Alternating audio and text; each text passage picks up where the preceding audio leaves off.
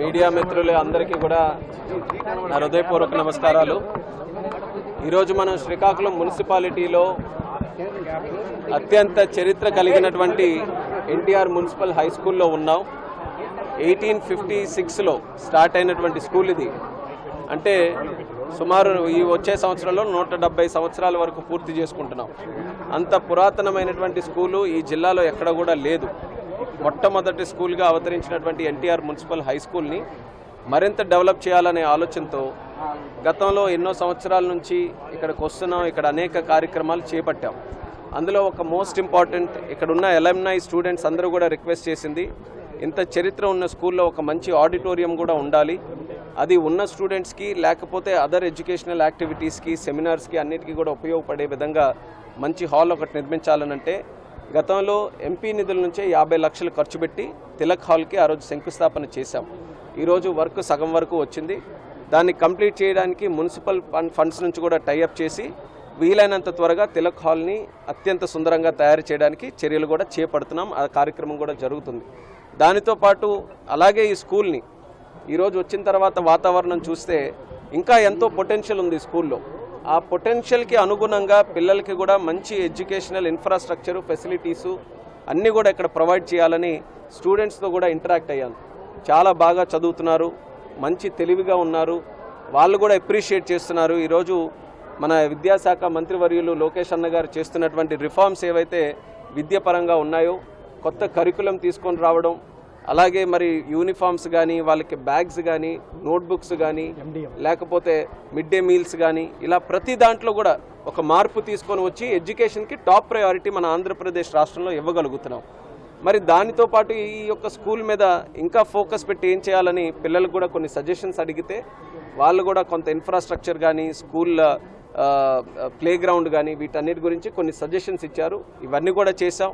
అయితే పిల్లలకి కూడా ఒక భరోసా ఇవ్వాలని వాళ్ళకు కూడా నేను హామీ ఇచ్చాను. ఈ యొక్క స్కూల్ని నేను దత్తత తీసుకొని ఇది భవిష్యత్తులో ఇంకా బ్రహ్మాండంగా తయారు చేయడానికి నా వంతుగా పూర్తి సహాయ సహకారాలు కూడా అందిస్తానని తెలియజేశాను. నాతో పాటు కలెక్టర్ గారు కూడా వచ్చారు. ఆయన కూడా కొన్ని యాక్టివిటీస్ చూసిన తర్వాత ఆయన కూడా కొంత బాధ్యత తీసుకొని ఇక్కడ అడిషనల్గా టాయిలెట్స్ ఒకటి గర్ల్స్ స్టూడెంట్స్ అందరూ కూడా చెప్పారు. మరి అలాగే ఒక సైన్స్ ల్యాబ్ కూడా రిక్వెస్ట్ చేశారు. కలెక్టర్ గారు ఇమీడియట్గా దాని మీద చర్యలు తీసుకొని అవన్నీ కూడా చేస్తున్నారు. దీని పక్కనే బ్రహ్మాండమైనటువంటి గ్రౌండ్ ఉంది. ఆ గ్రౌండ్ని స్టూడెంట్స్తో అటాచ్ చేసి వాళ్ళకి ఇబ్బంది లేకుండా ప్లే గ్రౌండ్ తయారు చేయడానికి ఆ చర్యలు కూడా మేము చేపడుతున్నాం. ఇది ఒక మంచి ఫీడర్ స్కూల్ లాగా. మా ఉద్దేశం కూడా ఏంటంటే ఎన్టీఆర్ మున్సిపల్ స్కూల్ని కానీ మనం చక్కగా తయారు చేసుకొని ఇక్కడ కానీ మనం కనుక్కున్నటువంటి చేంజ్ ఇక్కడ చూపించగలిగితే మిగిలిన స్కూల్స్కి ఒక ఇన్స్పిరేషన్ లాగా ఇది పనిచేస్తుంది. ఒక దగ్గర చేసిన తర్వాత మిగిలిన స్కూల్స్ని ఇక్కడ తీసుకొని రావడం కానీ, వీళ్ళతో ఇంటరాక్ట్ చేయించడం కానీ, ఇది ఒక మోడల్గా మనం కానీ ఈ యొక్క స్కూల్ని తయారు చేయగలిగితే ఆ ఇన్ఫ్లుయెన్స్ అనేది మిగతా స్కూల్స్ మీద ఉంటుందనే ఆలోచనతో ఎంతో చరిత్ర కలిగినటువంటి హై స్కూల్ని కూడా మేము సెలెక్ట్ చేసుకోవడం జరిగింది. మీరు కూడా శ్రీకాకుళంతో సంబంధం ఉన్నటువంటి ప్రతి ఒక్కరికి కూడా వాళ్ళ ఫ్యామిలీ మెంబర్ కానీ, వాళ్ళ బంధువులు కానీ, లేకపోతే వాళ్ళ మిత్రులు కానీ ఎవరో ఒకరు ఈ స్కూల్లో చదివిన వాళ్ళు ఉంటారు. అలాగే ఈ స్కూల్లో చదివిన వాళ్ళు గత 100 సంవత్సరాలుగా దేశ విదేశాల్లో కూడా మంచి పేరు ప్రఖ్యాతలు సంపాదించుకున్నారు. అలాంటి స్కూల్ని మనం గౌరవించుకొని ఆ లెగసీని మనం కంటిన్యూ చేయాలి. అందుకని ఈరోజు కేంద్ర మంత్రిగా ప్రత్యేక బాధ్యత తీసుకొని ఈ స్కూల్ డెవలప్మెంట్ మీద దృష్టి పెడుతున్నాం. దానితో పాటు ఈరోజు మున్సిపాలిటీ నుంచి కూడా ప్లాస్టిక్ రహిత స్కూల్స్ అనే క్యాంపెయిన్ కూడా స్టార్ట్ చేశారు. అది కూడా ఏదైతే చంద్రబాబు నాయుడు గారు స్వచ్ఛ భారత్ ప్రోగ్రామ్ని ఇన్స్పిరేషన్గా స్వచ్ఛాంధ్ర కార్యక్రమం మనం చేస్తున్నామో అది ప్రతి ఒక్క వర్గానికి, ప్రతి ఒక్క వ్యక్తికి, అంతా సమాజంలో అందరూ కూడా పాటించాల్సినటువంటి విషయం ఇది. అందులో స్కూల్ స్థాయిలోనే పిల్లలకి కానీ స్వచ్ఛాంధ్ర మీద, స్వచ్ఛ భారత్ మీద కొంత అవగాహన మనం కల్పిస్తే జీవితాంతం కూడా ఒక పక్కన పర్యావరణాన్ని అలాగే సమాజాన్ని పరిశుభ్రంగా ఉంచడానికి వాళ్ళ పాత్ర ఎంతో ఉంటుంది. దానికోసం ఈరోజు ప్రత్యేకంగా ప్లాస్టిక్ ఫ్రీ స్కూల్స్ అనే క్యాంపెయిన్ కూడా మనం స్టార్ట్ చేశాం. అది కూడా నేను కోరుతున్నాను అందరూ కూడా ఇందులో ఇన్వాల్వ్ అయ్యి స్కూల్స్ దగ్గర నుంచి పరిశుభ్రతని మనం చాలా ప్రాముఖ్యంగా తీసుకొని ఆ సబ్జెక్ట్ని మాత్రం మనం ప్రమోట్ చేయాలి. మనకి శానిటేషన్ ప్రాపర్గా ఉంటే హెల్త్ బాగుంటుంది, హెల్త్ బాగుంటే ఆలోచనలు అన్నీ కూడా బాగుంటాయి, కార్యక్రమాలు కూడా బాగుంటాయి. సో అది కూడా మనం ఖచ్చితంగా తీసుకోవాలి. దానితో పాటు ఈరోజు అదనంగా కొన్ని పార్క్స్ విజిట్ కూడా పెట్టుకున్నాం శ్రీకాకుళంలో. కార్పొరేషన్ అన్నా, అర్బన్ ఏరియా అన్నా సరే తగ్గిపోతున్నటువంటిది ఏంటంటే గ్రీన్ కవర్. పచ్చదనం అనేది ఈ కట్టడాలు ఎక్కువ అవడంతో, అర్బన్ ఏరియాలో కంజెస్ట్ అవ్వడంతో మనకి గ్రీన్ స్పేసెస్ అన్నీ కూడా తగ్గిపోతున్నాయి. గ్రీన్ స్పేసెస్ తగ్గిపోవడం వల్ల మానసికంగా కానీ అనేక రకాలైనటువంటి ఇబ్బందులు అక్కడ ఉన్నటువంటి వ్యక్తుల మీద ప్రభావం పడుతుంది.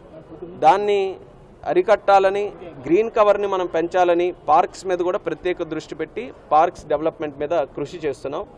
అది ప్రభుత్వం తాలూకా ఎజెండాలో కూడా ఒక ముఖ్యమైనటువంటిది, అర్బన్ ఏరియాస్లో గ్రీన్ కవర్ పెంచడం అనేది. మరి అందుకోసం ఈరోజు కొన్ని టౌన్లో కూడా కొన్ని పార్క్స్ తీసుకొని ఒక్కొక్క పార్కు ఒక్కొక్క థీమ్ బేస్డ్గా చేయాలని దాని మీద కూడా కొంత రీసెర్చ్ చేస్తున్నాం. కొన్ని సంస్థలతో కూడా మాట్లాడుతున్నాం. ఒక్కొక్క పార్క్ని దాని ఏరియాకు అనుగుణంగా ఏ రకంగా మనం డెవలప్ చేయొచ్చు, పిల్లలకి, వృద్ధులకి, వాళ్ళకి ప్రయారిటీ ఇచ్చి వాళ్ళు ఎక్కువగా ఉపయోగించుకునేలాగా ఈ పార్క్స్ ఎలా క్రియేట్ చేయొచ్చు అనేది దాని మీద కూడా దృష్టి పెట్టి చేస్తున్నాం. అలాగే ఈరోజు మరొక ముఖ్యమైనటువంటి ప్రోగ్రాం నేను అటెండ్ అవుతుంది, స్వాభిమాన్ ప్రోగ్రాం. స్వాభిమాన్ అనేటటువంటిది మన జిల్లాలో ప్రత్యేకంగా జరుగుతున్నటువంటిది. దీనికి మన కలెక్టర్ గారు స్వప్నిల్ గారికి అభినందనలు కూడా తెలియజేయాలి. మన జిల్లాలో ఉన్నటువంటి దివ్యాంగులు రెగ్యులర్గా మనం చూస్తుంటున్నాం, ఎవ్రీ మండే కూడా ఒక గ్రీవెన్స్ వస్తే గ్రీవెన్స్లో జిల్లాలో ఉన్న సమస్యలు ఉన్న ప్రతి ఒక్కరు కూడా కలెక్టరేట్కి వస్తున్నారు. అందులో దివ్యాంగులు ఎవరైనా ఉంటే చాలా ఇబ్బందులు పడుతున్నారు. క్యూల్లో ఉండడం, గంటలు వెయిట్ చేయడం, లేకపోతే బయట కొన్ని సందర్భాల్లో వాతావరణం బాగోలేకపోతే దాని తాలూకా ప్రభావం కూడా వాళ్ళ మీద పడడం ఎన్నో సందర్భాల్లో చూసాం.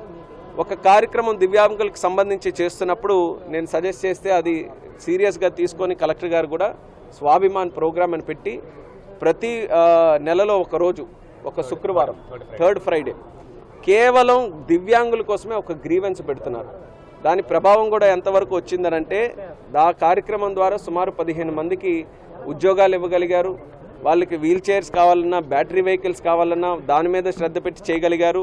అదనంగా ఎక్కడైనా సరే బిల్డింగ్లో వాళ్ళకి కావాల్సినటువంటి ఇన్ఫ్రాస్ట్రక్చర్ తాలూకు సమస్యలు ఏవైనా ఎవరి ద్వారా అయినా వస్తే దాన్ని కూడా అడ్రస్ చేయగలిగారు.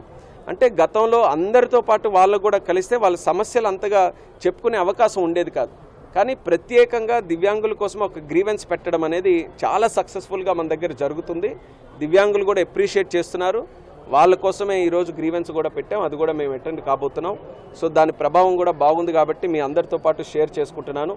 అనేక రకాలైన ఇన్నోవేటివ్ ప్రోగ్రామ్స్తో ఈ గవర్నమెంట్ ముందుకెళ్తుంది. పరిపాలన అనేది చాలా రకాలుగా చేయొచ్చు, కానీ మంచి పరిపాలన చేయాలి, సుపరిపాలన చేయాలి, అకౌంటబుల్గా, ట్రాన్స్పరెంట్గా, పద్ధతిగా ప్రజల వద్దకే పాలన తీసుకొని రావాలనేది మా గవర్నమెంట్ తాలూకా ఎజెండా. అధికారులు, నాయకులు, ప్రజలు అందరూ కూడా ఇందులో భాగస్వాములై చాలా చక్కగా ఈ యొక్క ఈకోసిస్టమ్ని ముందుకు నడిపిస్తున్నారు. దాని ప్రభావం అనేది మన జిల్లాలో కూడా చాలా చక్కగా చూడగలుగుతున్నాం. మరిన్ని ప్రోగ్రామ్స్ భవిష్యత్తులో ఇలాంటివి చేసుకుంటూ ముందుకెళ్తాం. తెలుగులో న్యూస్ కి ఫాస్టెస్ట్ యాప్ ఇప్పుడు టోటల్లీ న్యూ అవతార్లో జస్ట్ 5 సెకండ్స్ లో కంప్లీట్ న్యూస్. సోషల్ మీడియాలో ట్రెండ్స్ కి one stop solution. Live TV app voice search option తో ఇప్పుడే డౌన్లోడ్ చేయండి లేదా అప్డేట్ అయిపోండి. యాప్ లింక్ డిస్క్రిప్షన్ లో ఉంది.